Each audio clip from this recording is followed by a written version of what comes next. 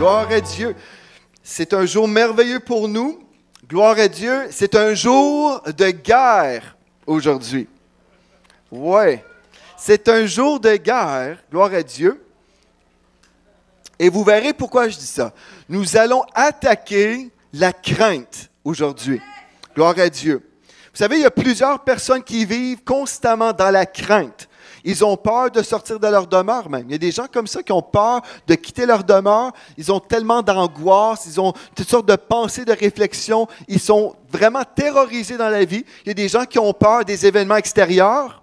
Par exemple, ils ont peur du terrorisme. D'autres personnes ont juste des peurs intérieures. On parle d'angoisse, même des fois un mal intérieur qui est là. On a des difficultés au niveau du sommeil. Il y a des gens qui sont terrorisés par le royaume des ténèbres, par la crainte. Et aujourd'hui, on va parler de la foi, on va parler de l'amour de Dieu.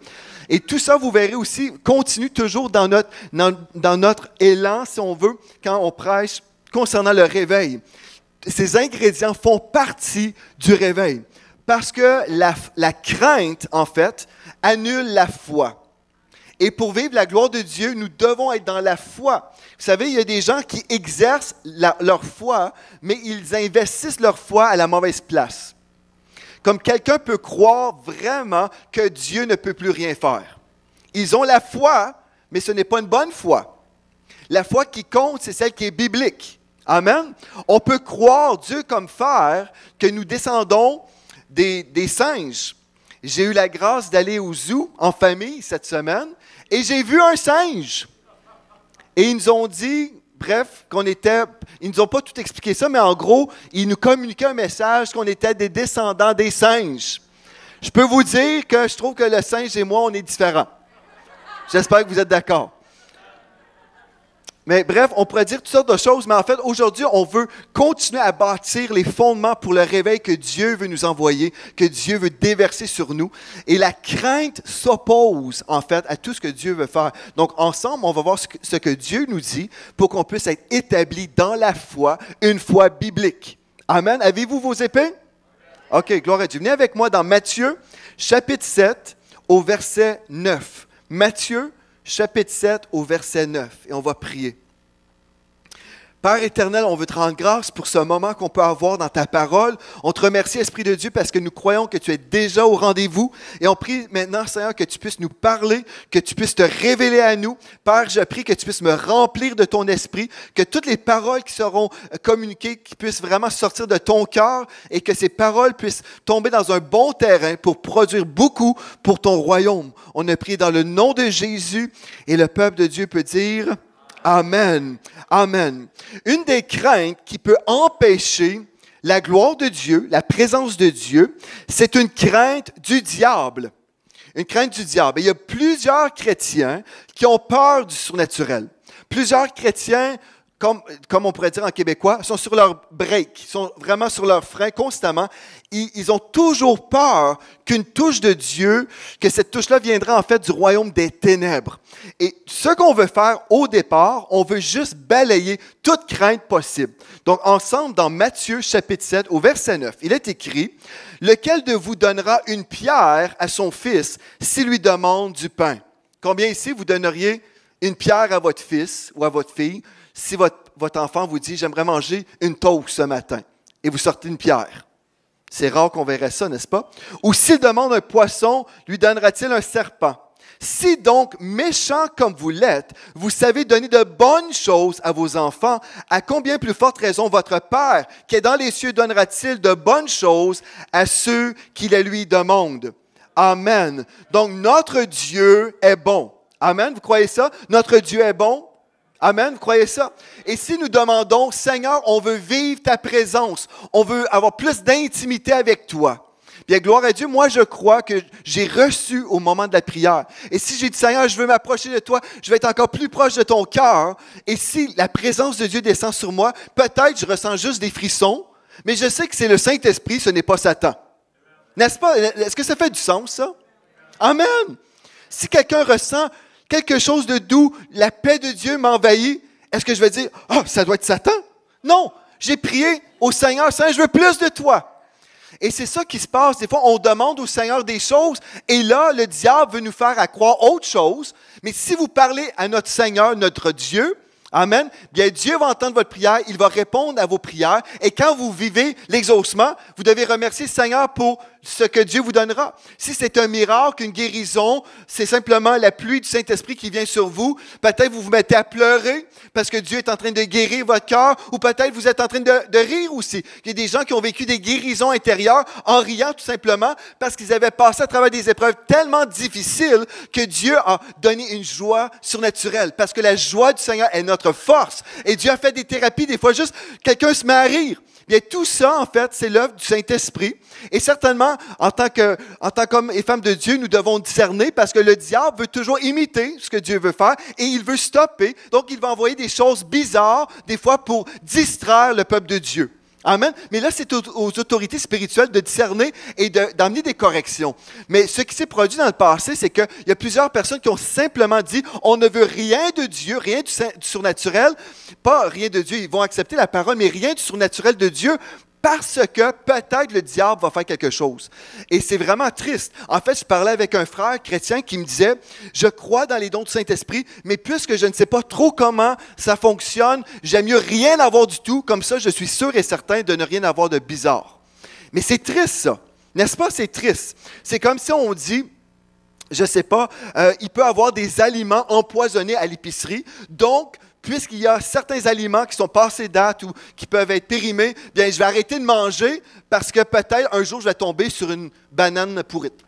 Hein, on ne sait pas. Bref, on est en train de se bloquer, s'isoler totalement du surnaturel de Dieu parce qu'on a des craintes. Et on doit faire attention entre le discernement que Dieu nous appelle à avoir et être animé ou contrôlé par un esprit de crainte. Parce que la crainte chasse la gloire de Dieu, la crainte chasse tout ce que Dieu veut faire dans votre vie. Donc, ce qu'on va réaliser aujourd'hui vraiment, c'est que la crainte, c'est notre ennemi. La crainte, c'est votre ennemi. Donc, si vous réalisez ça aujourd'hui, je ne veux pas être dans la crainte, mais je vais être dans la foi. Vous verrez aujourd'hui que votre vie peut changer. C'est ça qui est absolument merveilleux. Si vous dites, « Ah, moi j'ai des rêves, j'aimerais faire ceci, j'aimerais faire cela, mais je suis timide. Et à cause de cette timidité, je pense que je ne pourrai jamais le faire. » Et saviez-vous que moi j'étais timide? Autrefois, quand j'étais à l'école, je me souviens, j'étais à l'école secondaire et on devait parfois lire un paragraphe d'un livre ensemble en classe. Je ne sais pas si vous avez déjà vécu ça, mais des fois, on commençait au bout de la classe, admettons au début de la classe, et puis chaque personne devait lire une petite portion du livre. Et là, je voyais, oh non, dans 3 personnes, ça va être à mon tour. Oh non, dans 2 personnes, ça va être à mon tour de lire le texte. Oh non, je suis la prochaine personne. Et là, j'avais la voix tremblante. Avez-vous déjà été comme ça, peut-être? Là, on tremble et puis là, on est nerveux parce qu'on est timide. Avez-vous déjà été comme ça? Bien, j'ai déjà été comme ça. Mais Dieu nous délivre, Dieu nous libère. Mais c'est une crainte de l'homme, ça, en fait. Crainte de l'opinion des gens. Et c'est inconscient, on ne le réalise pas. Mais au final, cette crainte-là, la racine, c'est la crainte de la mort. Parce que toutes les craintes, en fait, les fondements ou les racines de la crainte, c'est toujours la crainte de la mort. Et vous verrez ça aujourd'hui. Et par la grâce de Dieu, je vais y arriver parce que j'ai tellement de choses à vous partager, mais on va commencer au début et on va arriver à la fin. Amen. Donc, dans 2 Timothée, chapitre 1, au verset 7, je vais vous donner le fondement biblique aujourd'hui pour ce que je veux vous partager. 2 Timothée, chapitre 1, au verset 7, il est écrit, « Ce n'est pas un esprit de timidité que Dieu nous a donné, mais un esprit de force, d'amour et de sagesse. » Je vais le relire maintenant dans la version Darby. Donc, ce n'est pas un esprit de crainte. Ou dans la version King James anglophone, en français, nous lisons, ce n'est pas un esprit de peur. Donc, on peut remplacer timidité par crainte ou la peur. Mais c'est un esprit de force, d'amour et de sagesse. Et on se dit, mais pourquoi on parle de force? Pourquoi on parle d'amour dans le contexte de la crainte? Pourquoi on parle d'amour? Et je ne sais pas si vous vous êtes déjà posé la question, est-ce que l'amour a vraiment un rapport avec l'esprit de crainte? Vous verrez aujourd'hui pourquoi c'est tellement important de comprendre ça. En passant, l'amour, ce n'est pas pour les faibles.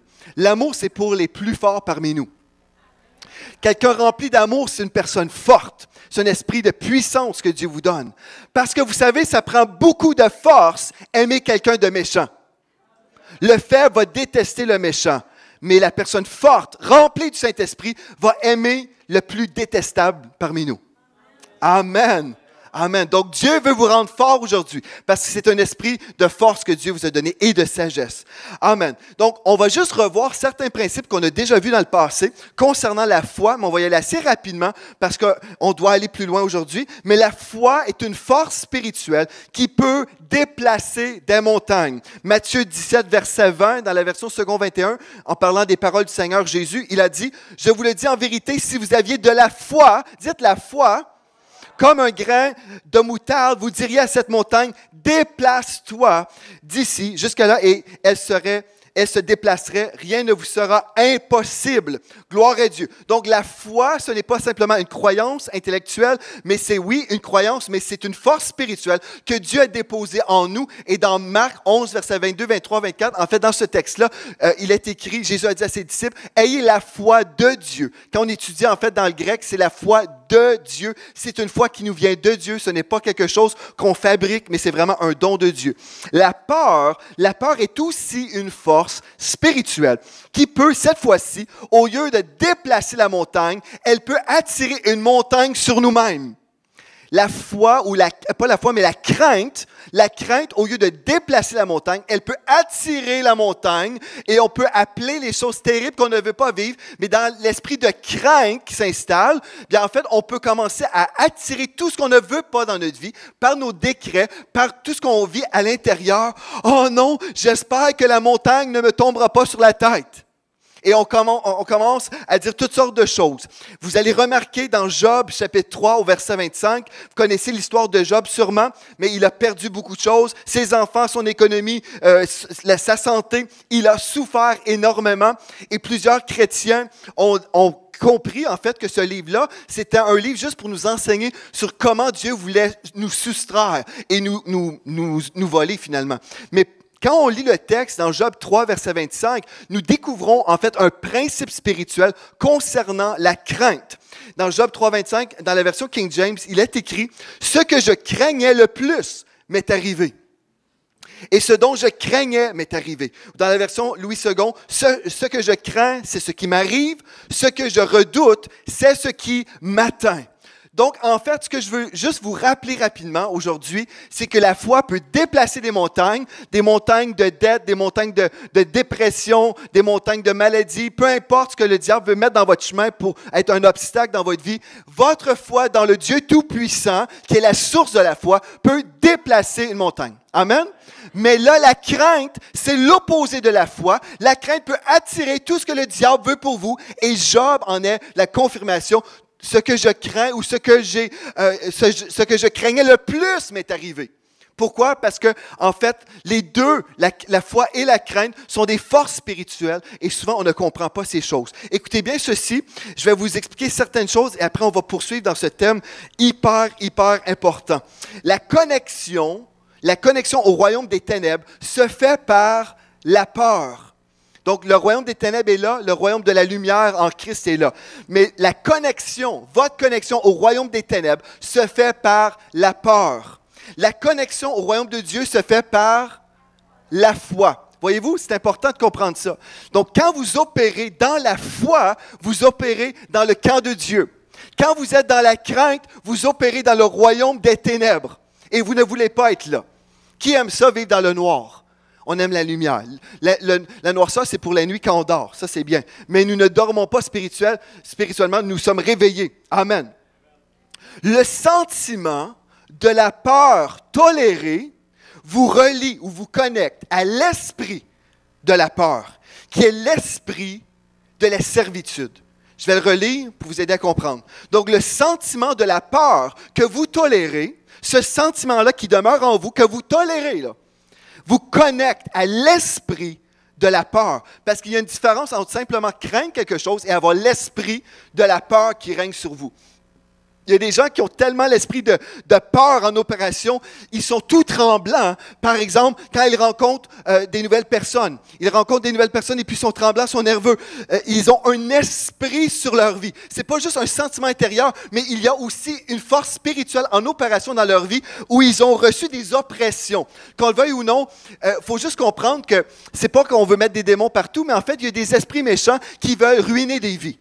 Le diable vient pour voler, égorger et détruire. Mais Jésus est venu pour nous donner la vie et la vie en abondance. Le Seigneur Jésus est venu pour détruire les œuvres du diable. Donc, quelqu'un qui vit criblé dans la crainte, criblé par des esprits de peur, c'est comme j'ai peur de sortir de ma maison, j'ai peur d'accepter une invitation en quelque part parce que j'ai peur pour toutes sortes de raisons. Il y a des raisons même irrationnelles que la personne peut croire. Mais en fait, c'est au-delà juste d'un sentiment, mais il y a une dimension spirituelle qui est là aussi. Et là, comprenez ceci, le sentiment de la peur tolérée vous connecte à l'esprit de peur qui est ensuite relié à l'esprit de la servitude, ou si vous préférez, l'esprit de l'esclavage. Cette personne devient littéralement esclave de la peur. Elle ne peut plus faire ce qu'elle voudrait faire parce qu'il y a un maître au-dessus de cette personne qui dit « Non, tu n'iras pas manger avec tes amis parce que j'ai le contrôle sur ta vie pour plein de raisons. » La personne croit un scénario. Tu veux magasiner? Non, tu ne sortiras pas de chez toi parce que tu risques de rencontrer des gens au magasin. Peu importe les raisons, j'ai connu une dame qui était très gentille, mais elle était esclave de sa maison. Elle ne sortait jamais de sa maison. Elle faisait livrer son épicerie à la maison parce qu'elle avait peur de sortir de chez elle. Croyez-vous que c'est le meilleur que Dieu avait en réserve pour elle? Croyez-vous que Dieu veut qu'on soit tellement pris par des esprits de crainte qu'on ne sort pas, qu'on ne visite jamais personne, qu'on ne va même pas à l'église non plus parce qu'on a peur peut-être de quelque chose? Galates 5, 1 nous dit, remarquez bien ceci, dans Galates chapitre 5 au verset 1, « C'est pour la liberté que Christ nous a affranchis ou nous a rendus libres. C'est pour la liberté que Christ nous a libérés. Demeurez donc fermes et ne vous laissez pas mettre de nouveau sous le joug de la servitude ou ne vous mettez pas sous le joug de l'esclavage. Ne soyez plus esclaves, en fait. » Le joug de la servitude. Et dans Romains chapitre 8 au verset 2, il est écrit que la loi de l'esprit de vie en Jésus-Christ m'a affranchi ou libéré de la loi du péché et de la mort. Wow! Donc Dieu nous dit, non, je ne veux pas que vous soyez sous ce joug de l'esclavage. Aujourd'hui, si c'est vous, c'est votre jour de délivrance. Amen. Gloire à Dieu. Est-ce que je peux entendre un amen? Amen. Gloire à Dieu. Une autre chose très importante avant de poursuivre et d'aller plus loin. La force de la peur neutralise ou annule la puissance de la foi que vous investissez dans la parole. Je vais le redire. La force de la peur, cette peur-là, annule la puissance de la foi que vous pouvez investir dans la parole. Donc, vous entendez des messages de foi, vous entendez des messages basés à partir de la parole de Dieu, mais cette peur neutralise ou annule tout ce que vous entendez. C'est pour ça qu'il y a des gens qui entendent la parole constamment, ils veulent exercer leur foi, mais la place dans votre vie qui est investie dans le royaume des ténèbres, dans le royaume de la crainte, si on veut, bien tout ce que vous tolérez en vous, au niveau de la crainte, bien cet espace, si je peux juste le dire comme ça, cette portion de votre vie, en fait, est réservée pour le royaume des ténèbres. Si en vous, vous dites, ben moi, la moitié du temps, je peux faire des choses, mais l'autre moitié, je suis totalement terrorisé ou j'ai cet esprit de crainte en moi, mais cette portion-là n'appartient pas au royaume de Dieu parce que Dieu est amour. Et Dieu, en fait, n'est pas dans la crainte. L'amour parfait bannit la crainte. On va voir ça ce matin. Mais Dieu qui est amour, croyez-vous que Dieu a peur? Croyez-vous que Dieu a de la crainte en lui? « Oh, j'ai peur de ce qui va se produire demain matin. » Dieu n'est pas dans la crainte.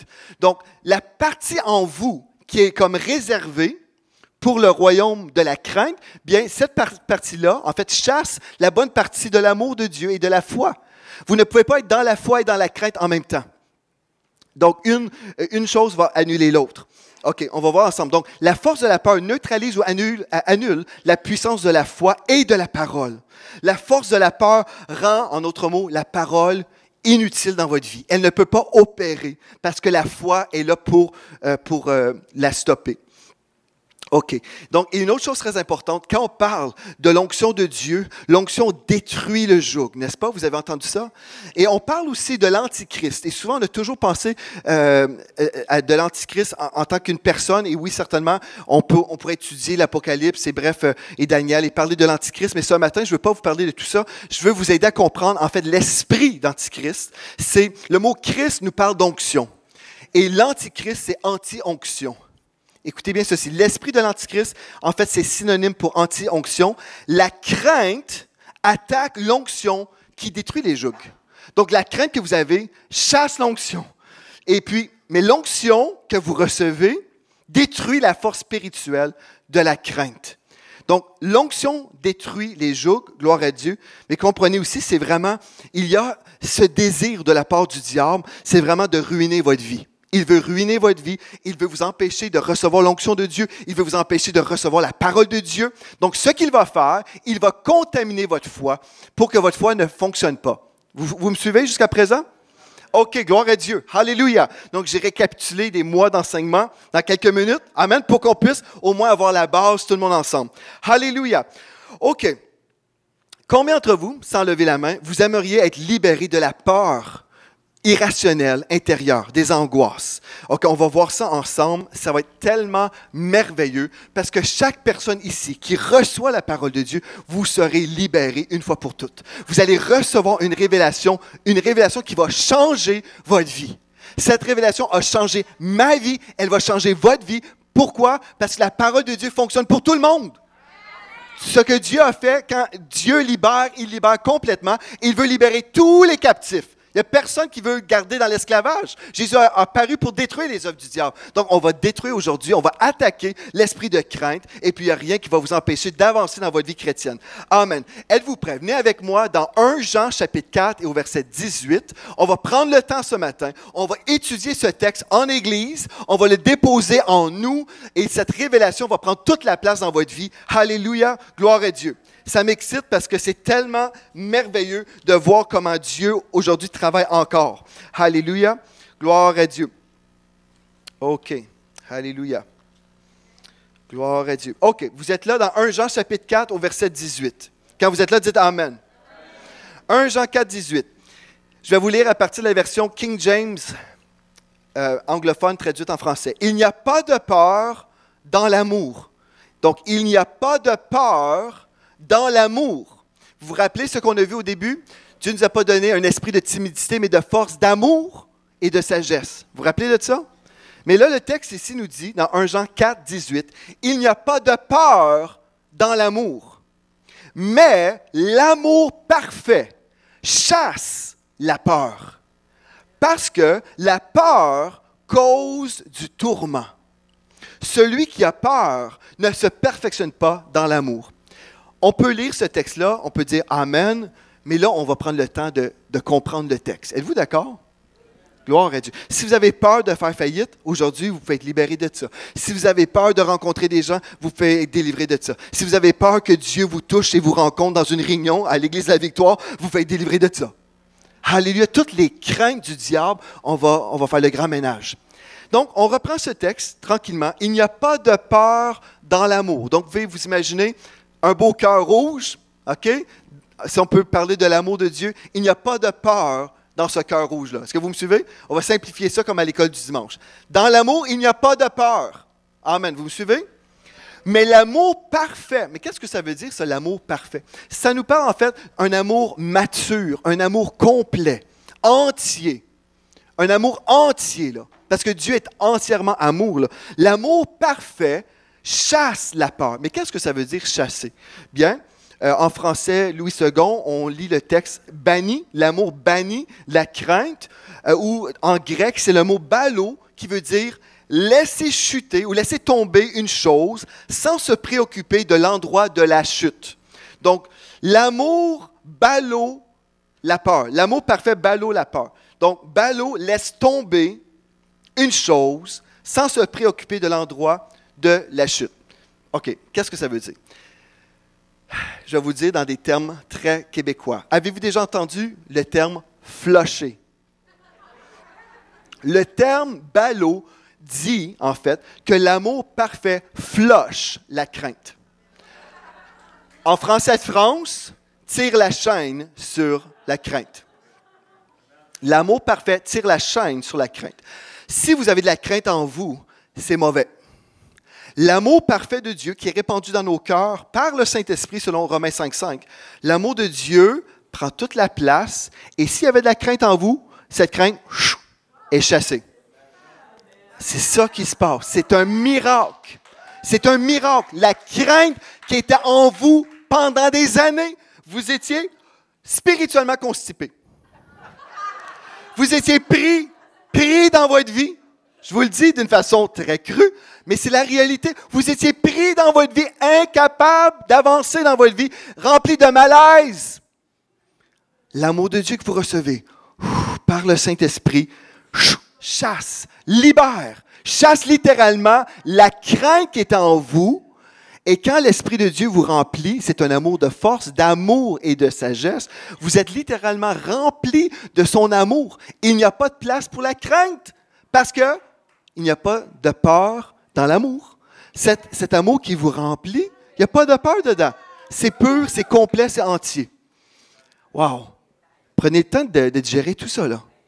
Wow! Ceci veut dire, si je laisse l'amour de Dieu prendre toute la place dans ma vie, ceci veut dire que je ne vivrai plus dans la crainte. C'est ça, exactement. Si je laisse la place à l'amour de Dieu, vraiment, bien, ça veut dire que je ne serai plus terrorisé. Et en fait, je vais pouvoir dire, comme le Seigneur Jésus a lui-même dit, que le royaume des ténèbres n'a rien en moi. Mais plusieurs chrétiens ont le royaume des ténèbres qui règne un peu. Il y en a, c'est 10 %, d'autres, c'est 25 %, d'autres, c'est 55 %, d'autres, 95 %. Il y en a qui sont remplis de crainte.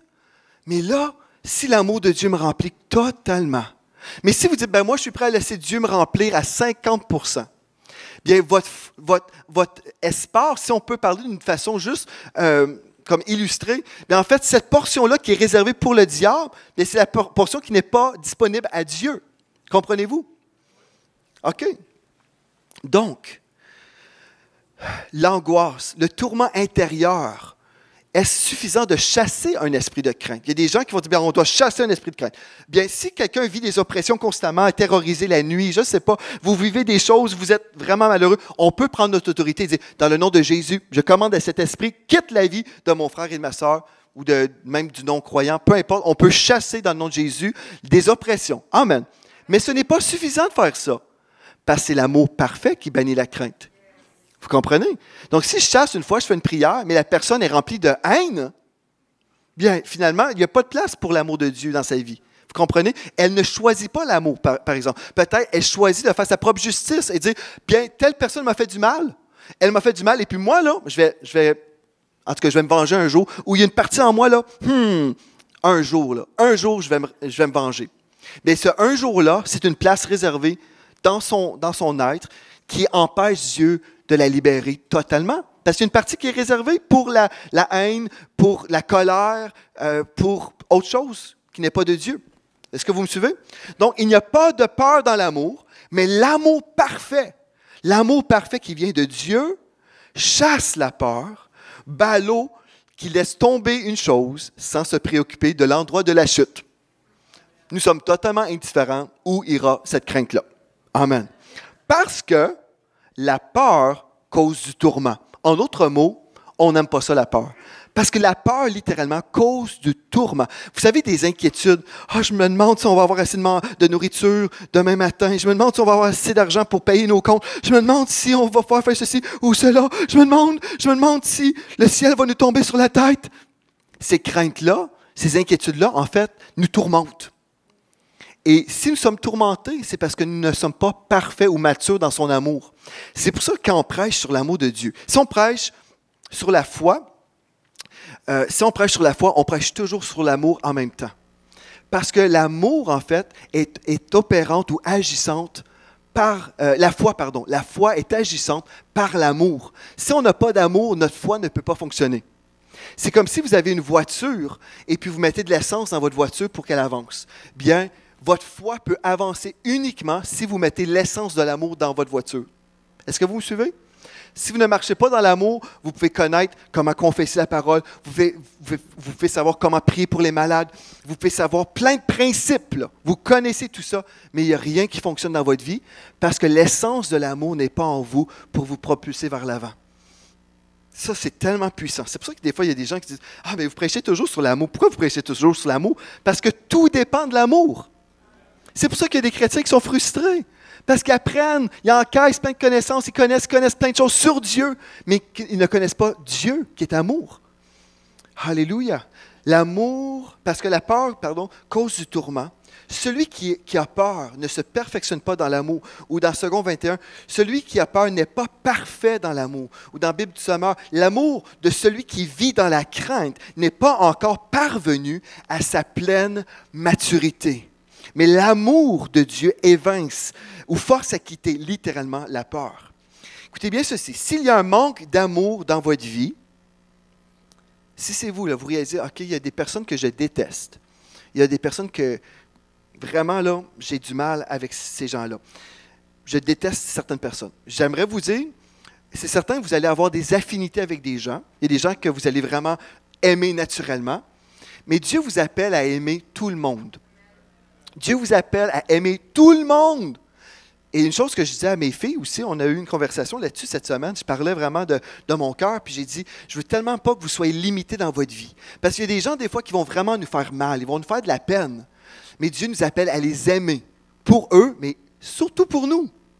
Si moi, je n'aime pas une autre personne, bien, j'ai une portion de crainte en moi. Ma foi va être limitée. Voulez-vous être limité dans votre foi? Non. Donc, il faut vraiment être imbibé de l'amour de Dieu, puis vous vous dites, oui, mais il y a des gens méchants. Dieu ne vous appelle pas à côtoyer tous les hommes. Vous pouvez comprendre qu'il y a des relations toxiques dans la vie. Il y a des gens qui vont juste vous faire du mal. Vous pouvez choisir de dire, je vais être ami avec certaines personnes, tout comme Jésus avait son entourage, n'est-ce pas? Il avait 12, il n'y avait pas 1200 avec lui chaque jour. Il y a des gens qui pensent qu'ils ont besoin d'avoir des amis constamment. Moi, je n'en ai pas énormément d'amis, mais ceux que j'ai sont gentils, puis ils m'aiment. On veut des gens qui nous aiment. Il y a des gens qui entretiennent des relations avec des gens méchantes, qui sont toujours en train de les détruire. Vous devez évaluer et discerner, OK, il y a des relations toxiques qui ne sont pas là pour m'aider, mais ils me tirent vers le bas, ils veulent me détruire. Bien, choisissez d'aimer ces gens-là, mais de ne pas les côtoyer. Amen. Il y a des gens qui pensent, puisque je suis chrétien, je dois aimer tout le monde. C'est vrai, mais vous n'êtes pas obligé de côtoyer tout le monde. Il y a une différence entre les deux. On doit discerner, puis dire, OK, cette personne-là, je vais l'aimer, mais de loin. Amen. Alléluia. Puis c'est pas de dire, c'est parce que je garde quelque chose en moi. Non, non, non. Ne gardez rien en vous du royaume des ténèbres. Aimez, vraiment, là, vraiment. Aimez les gens de loin. Vous les aimez vraiment, là. Sincèrement. Sincèrement. Mais vous savez que vous devez aussi aimer votre Dieu et la direction de cet esprit qui veut vous protéger. J'ai eu des fois des rêves où Dieu m'a dit, fais attention. J'ai eu des temps où Dieu m'a parlé clairement concernant ma propre vie parce que Dieu voulait me protéger, parce que Dieu m'aime. Dieu n'aime pas ça quand on se fait donner des claques dans le visage, comme ça. Vous comprenez? Dieu n'est pas pour yes. Ce n'est pas son cœur. Il veut vous protéger. Amen. OK. Mais ça, c'était une parenthèse. S'il y a un manque d'amour dans votre vie, la crainte est forcément en opération dans votre vie, même si vous ne le réalisez pas. Je vais le relire. S'il y a un manque d'amour dans votre vie, la crainte est forcément en opération dans votre vie, même si vous ne le réalisez pas. Est-ce que vous avez besoin que je répète? S'il y a un manque d'amour dans votre vie, quelque part là, il y a un manque d'amour, la crainte est forcément en opération dans votre vie, même si vous ne le réalisez pas. OK. Et je vais vous rappeler le verset que j'ai cité, Galates 5,6. La foi agit par l'amour, ou dans la version King James, la foi œuvre par l'amour. Wow! OK. Mais qu'est-ce que je vais faire devant ça? Si j'ai de la haine dans mon cœur contre une personne, je vais choisir aujourd'hui de laisser l'amour de Dieu m'envahir. Je vais relâcher cette personne, je vais la pardonner certainement si elle m'a fait du mal. Je vais pardonner les gens qui m'ont fait du mal. Et je vais aussi me repentir si j'ai parlé contre des gens, si j'ai maudit, si j'ai calomnié, si j'ai fait de la médisance. Repentez-vous, qu'il n'y ait absolument rien qui vous bloque dans votre relation avec Dieu. Donc, vous vous repentez, vous dites, Seigneur, pardonne-moi parce que je n'ai pas agi dans l'amour concernant cette personne-là. Je te demande de me pardonner. Le sang de Christ va vous purifier de toute iniquité. Vous commencez un jour nouveau, une page blanche dans le nom de Jésus. Amen. Et là, vous décidez, je vais marcher sur le chemin de l'amour tous les jours, en tout temps, et je vais demander à l'Esprit de Dieu de me parler si jamais je commence à emprunter un autre chemin. Si je suis en train de marcher dans l'amour, et là, j'ai une invitation, « Hey, on va faire telle chose, mais là, c'est un rendez-vous pour détruire des réputations, ou pour parler des problèmes du passé, ou de ci puis de ça. » Faites attention. Est-ce que ce rendez-vous va m'inciter à sortir du chemin de l'amour? Parce que si je sors, c'est moi le perdant. Je suis perdant. Parce que là, j'ouvre une porte au diable. Et là, comme Job, ce que je crains, c'est ce qui m'arrive. Ma foi ne fonctionne pas. Et puis, en même temps, vous savez, Dieu est amour et on aime vivre la présence de Dieu, n'est-ce pas? On aime vivre dans la paix de Dieu, la joie. Tout ça, Dieu est amour. Demeurons avec Dieu. Amen. Gloire à Dieu. OK, donc je vous ai donné juste quelques points ce matin. Et maintenant, comment faire? Comment faire pour être libéré des forces, en fait, spirituelles, de la crainte, que maintenant, je vais vous partager l'inquiétude. Ça, c'est une chose qui revient très souvent dans la vie des chrétiens. Et on s'imagine, en fait, que l'inquiétude, c'est quelque chose qu'on peut se permettre. C'est normal de s'inquiéter de temps en temps. N'est-ce pas? C'est normal?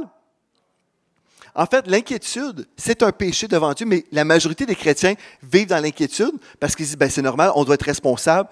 Et puis, en fait, nous devons être responsables et concernés par des situations, mais pas en prenant sur nous un joug et être dans l'inquiétude. Parce que l'inquiétude, en fait, c'est vraiment une dimension de la crainte. Donc, ce qu'on veut voir aujourd'hui, dans 1 Pierre 5,7, la Bible nous dit, dans 1 Pierre 5,7, « Déchargez-vous sur lui de tous vos soucis. » Pourquoi? Car lui-même prend soin de vous. Car lui-même prend soin de vous. Donc, déchargez-vous, ce n'est pas une suggestion, c'est un commandement. Déchargez-vous sur lui de tous vos soucis. Vous savez, Dieu veut qu'on puisse vraiment passer du temps avec lui tous les jours. Et en fait, si nous sommes avec le Seigneur 365 jours par année, ce qui est merveilleux, c'est qu'en fait, on peut se décharger de tous nos soucis et ne jamais porter des soucis. Pourquoi je vous dis ça? 365 jours. Parce qu'en fait, dans la parole de Dieu, il y a 365 commandements, ne crains pas. 365 fois, il est écrit, en fait, dans la Bible, ne crains pas. Ne sois pas dans la crainte. Peu importe, une forme de commandement qui nous dit, il ne faut pas craindre. Pourquoi? Il y a une provision de Dieu pour chaque jour de notre vie. Quand je crains, j'ouvre une porte au diable. Viens-t'en, diable, chez moi. Viens-t'en, on va prendre un petit café ensemble. Ne crains pas. Pensez-vous que Dieu vous demande de faire des choses que vous ne pouvez pas faire? Pensez-vous que Dieu vous dit, ne crains pas? Oui, mais c'est normal de temps en temps, Seigneur. Non, ne crains pas. C'est un commandement. Là, si je ne crains pas, je ferme vraiment la porte au royaume des ténèbres et je vais juste vivre dans la lumière et dans l'amour de Dieu. Oh, ne crains pas. C'est un commandement et je choisis de dire, oui, Seigneur, ne crains pas. Il ne dit pas, ne ressens pas la crainte. Je vais vous dire, avant de prêcher ma première fois, comme je vous ai dit, j'étais timide. Je me demandais, je savais chanter devant les gens. Je n'étais pas gêné de chanter parce que quand on chante, on n'a pas besoin de penser aux paroles, elles sont déjà composées pour nous. Et puis voilà, on fait juste chanter. Pour moi, c'était plus facile. Mais parler devant les gens, j'étais terrorisé. Une des choses qui m'avait terrorisé, quand j'avais 12 ans, je chantais à New York City, dans une conférence annuelle, et puis j'étais le seul blanc sur 2000 noirs. Il y avait toute une grande congrégation. Et là, eux, ils chantaient. Là, c'était super capotant. Puis moi, le petit gars de Granby, j'arrivais là. Je chantais, mais là, je devais présenter le deuxième chant que j'étais pour chanter. Et cela m'a terrorisé. J'ai dit, le prochain chant que je vais chanter s'appelle...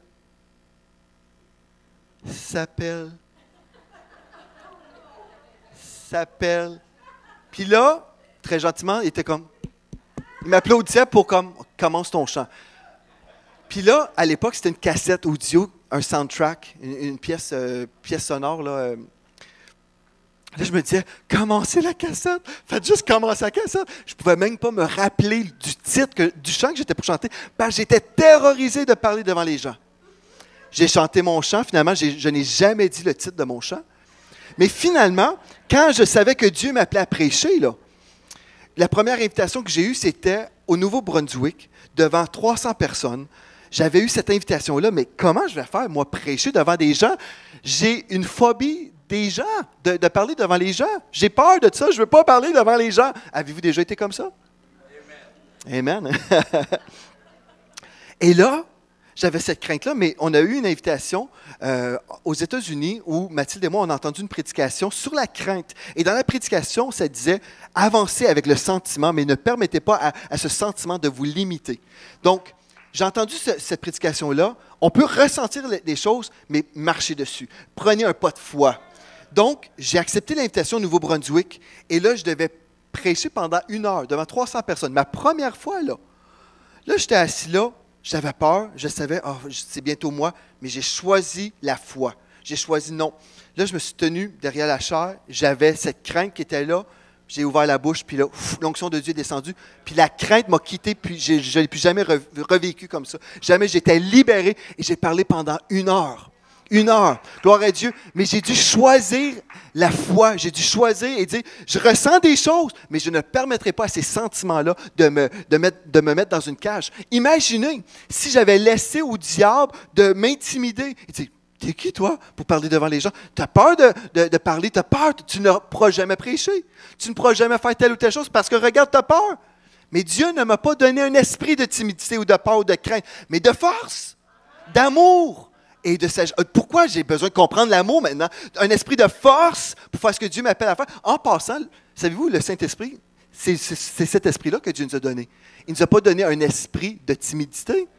Parce que la timidité ne vient pas de Dieu. Il nous a donné un esprit, le Saint-Esprit, qui habite notre esprit, et c'est un esprit de force.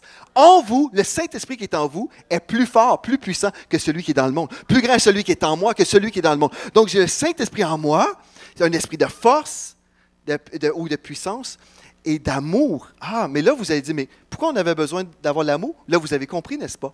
Parce que l'amour flush la peur. L'amour chasse la peur.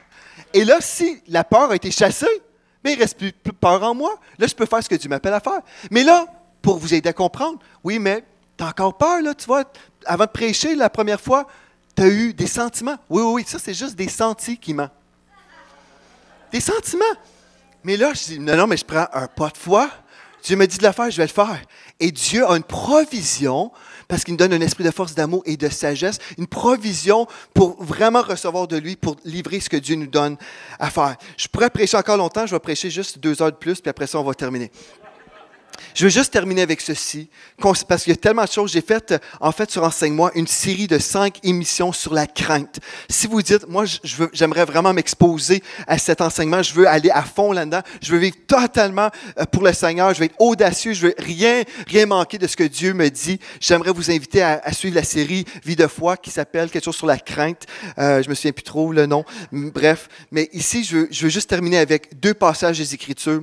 Dans Philippiens chapitre 4, verset 6 à 7, il est écrit « Ne vous inquiétez de rien. » Ne vous inquiétez de rien. Ou en anglais, ça dit « Be anxious for nothing », de rien. Ne soyez anxieux pour rien du tout.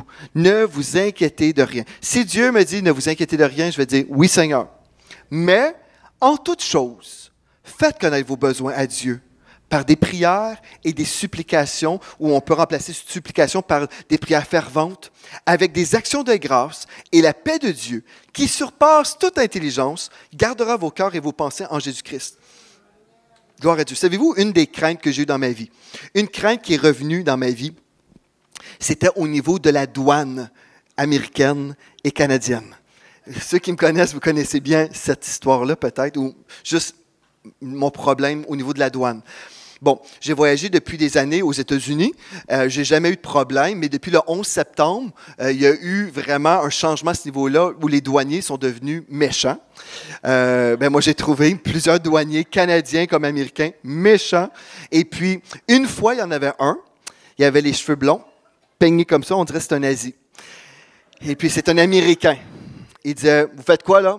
Pourquoi vous voulez traverser les lignes? mais sur un ton vraiment méprisant, comme si j'étais un terroriste. Je ne sais pas si vous avez déjà passé la frontière et puis on dirait qu'on vous soupçonne d'être un terroriste. Et si on me soupçonnait d'être un terroriste, j'étais stressé parce que je me disais, ben là, ils pensent que je suis un terroriste. Donc, ça me créait un autre stress. Et puis là, j'avais ce jeune homme-là qui disait, vous voulez aller où? On s'en allait au Texas pour une conférence de pasteur. On prenait l'avion à Burlington et puis on expliquait tout ça. Ah bon, vous êtes pasteur. Vous prêchez aux États-Unis? Ben, c'est arrivé. Donnez-moi la date de votre dernière prédication ou de votre dernier message ou votre dernier voyage. La date? Je ne sais pas. Ah, vous ne connaissez pas la dernière fois que vous êtes allé aux États-Unis? Mais là, j'étais comme, et là, vous allez au Texas pour aller à l'église et vous ne prêcherez pas. J'ai dit, ben, en fait, je vais assister à des réunions. Mais vous ne prêcherez pas. Vous ne serez pas payé. J'ai dit, non, je ne serai pas. On s'en va pour un temps de ressourcement. Et là, c'est mon épouse Mathilde qui a commencé à parler. Elle dit, en fait, vous, M. Douanier, vous avez des temps de ressourcement, des fois des sessions de ressourcement. Bien, c'est ça, là, on s'en va vivre un ressourcement dans des réunions. Il me remet mon passeport. Bye! C'est comme, j'ai eu une peur. C'était pas rationnel.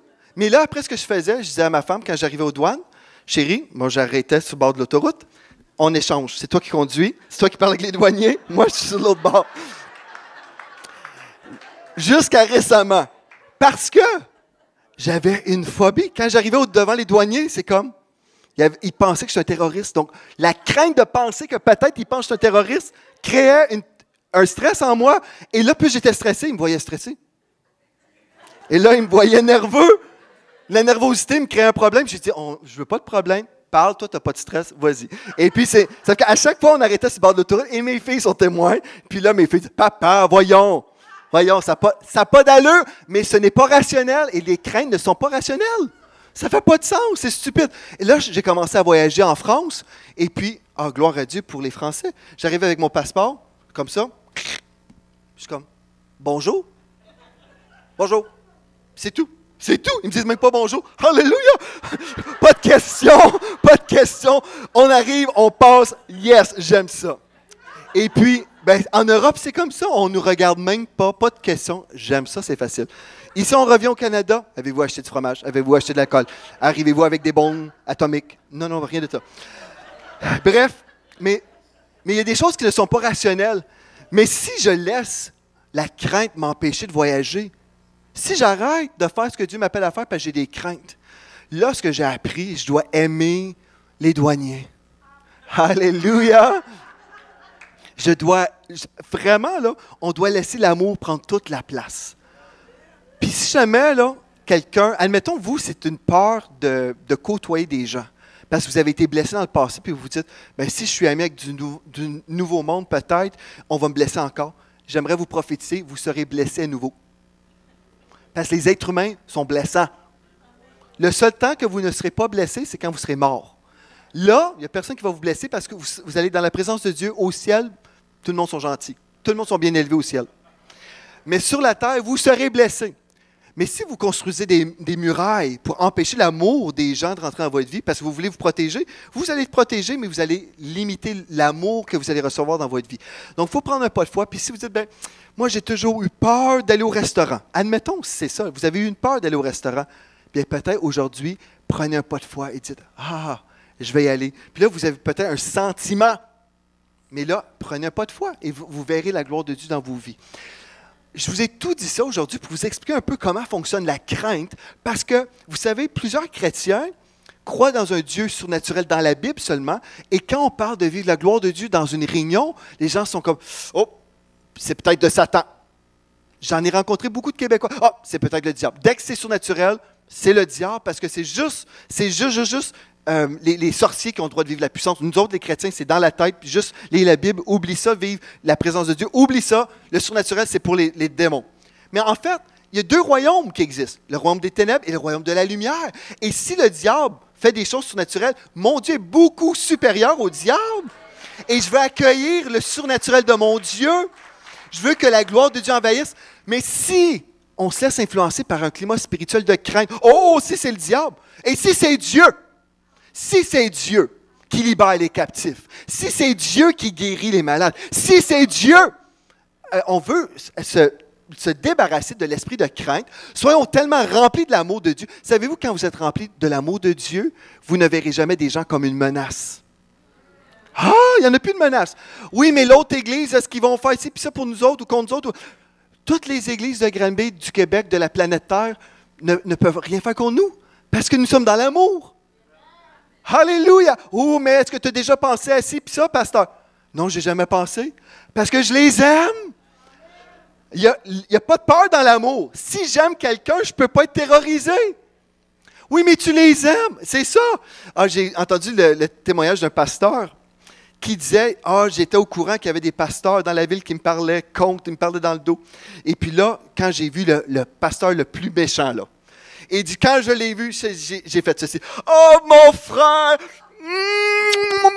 Et puis, il a dit, ça a changé le climat spirituel.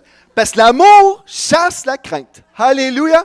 Savez-vous, des fois, pour qu'il y ait de la médisance, de la compétition, de la méfiance, toutes ces choses-là, c'est parce qu'on n'est pas entier dans l'amour. Si nous sommes entiers dans l'amour, mais qu'est-ce que quelqu'un peut me faire? Je n'ai pas la crainte de l'amour, de la mort plutôt. Parce qu'en fait, si je suis dans la méfiance contre un frère, ou j'ai peur d'un frère, j'ai peur de ci, j'ai peur de ça, c'est parce qu'au final, je n'ai pas pris le temps aujourd'hui, mais dans la série Vie de foi, vous le verrez, c'est la peur de la mort. Ultimement, c'est ça. Ça revient toujours à tout ça. J'ai peur de mourir parce que cette personne va me tuer. Ou peut-être cette personne va couper ma provision, puis là, je vais mourir de faim, finalement, je vais mourir. C'est toujours ça. Toujours. La crainte de la mort, la servitude, l'esprit d'esclavage. Mais si je suis libéré de tout ça, aujourd'hui, je suis rempli de son amour, l'amour de Dieu, il n'y a personne qui ne peut rien faire contre moi parce que je les aime. Alléluia! N'est-ce pas merveilleux de savoir? C'est qu'aujourd'hui, je vais inviter l'équipe de la louange, ils peuvent revenir. Aujourd'hui, je vais choisir l'amour. J'aimerais prier pour vous ce matin. Voulez-vous être totalement libéré de la crainte dans vos vies? Vous allez dire, oui, mais pasteur Joël, il faut craindre l'Éternel. Crainte veut dire, je vais avoir cette révérence, je vais révérer l'Éternel. OK? Donc, il faut craindre l'Éternel. Ça, c'est une bonne crainte. OK? La crainte de l'Éternel, la révérence pour mon Dieu. Oui, amen. Mais on ne parle pas d'être terrorisé par la crainte. C'est différent. Il y a aussi la sagesse. Si, admettons, je suis sur un gratte-ciel et puis, je ne sais pas, je suis sur l'étage 44 et je me tiens ici, en haut, peut-être je vais avoir un sentiment qui me dit de reculer. Hein? Ça, c'est normal. Ça, c'est une bonne chose. C'est Dieu qui m'a donné de la sagesse pour me reculer. Comprenez? Ou courir dans le trafic, c'est peut-être pas une bonne idée. Il y a des choses semblables. OK, mais on ne parle pas de ces choses qui sont saines, mais on parle en fait des choses qui sont malsaines. Et Dieu, aujourd'hui, veut nous libérer. Donc, j'aimerais vous inviter à vous lever. Je vais prier pour vous. Et aujourd'hui, positionnez-vous dans la foi. Amen. Croyez aujourd'hui. Combien d'entre vous, vous êtes prêts à chasser la crainte de votre vie? Amen. Bon, ben, pour les deux personnes qui ont applaudi, alléluia, combien ici vous êtes prêts à chasser la crainte de vos vies? Amen. Gloire à Dieu. Alléluia. On va prier ensemble. Père éternel, je veux te rendre grâce parce que tu as envoyé ton Fils Jésus.